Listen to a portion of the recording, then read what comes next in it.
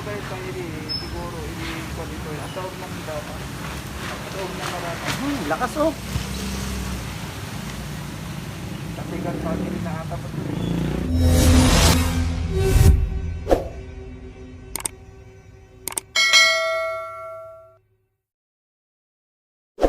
Lakas ng hangin oh.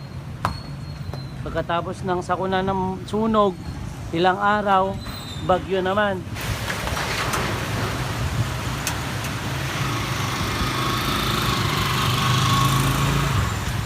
Ang lakas ng hangin.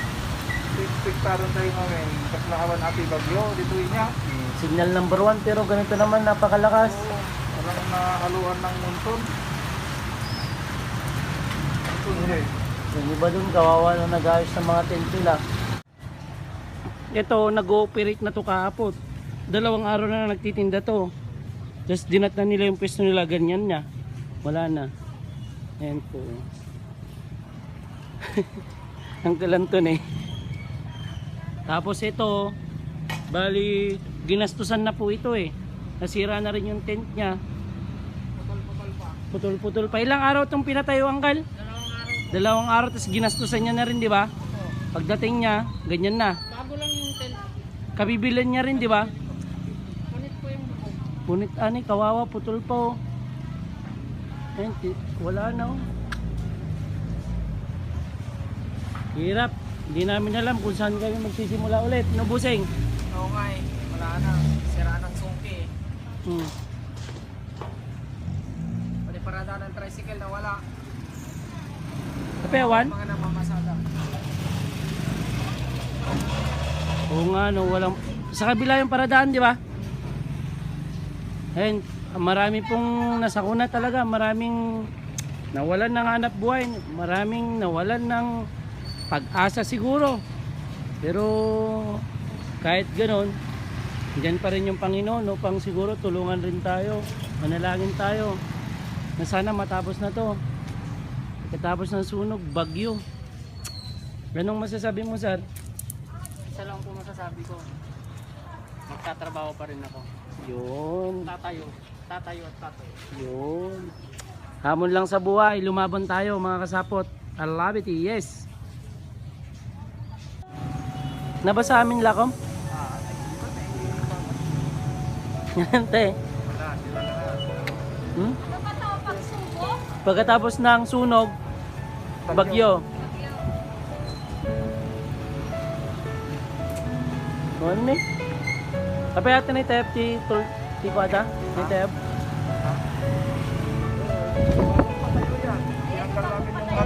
Kaya nga bagong mga patayo tas wala nang tulda. Ayun na. Ito yung ni? Ito yung kahapon. Ayan yung tapos. Kahapon. Tapos na to kahapon. Oo.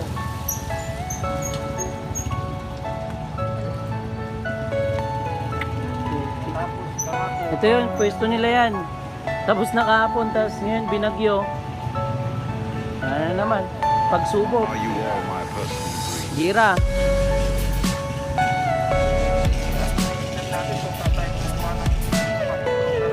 Kaya nga. Ayun o, si Madam Jo. Busy din. So, Everything you know is in your mind. natin na nawalan din ng pwesto dito sa Suke. Siksi pa rin. Ayan o.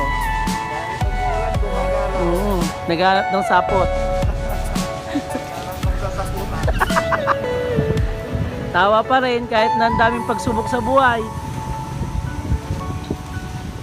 Lakas ng hangin no? Baka bumigay na to. Ayan o, baka siyaw-siyaw na o. Nabutas na yung mga ano, di ba? Oh, sus.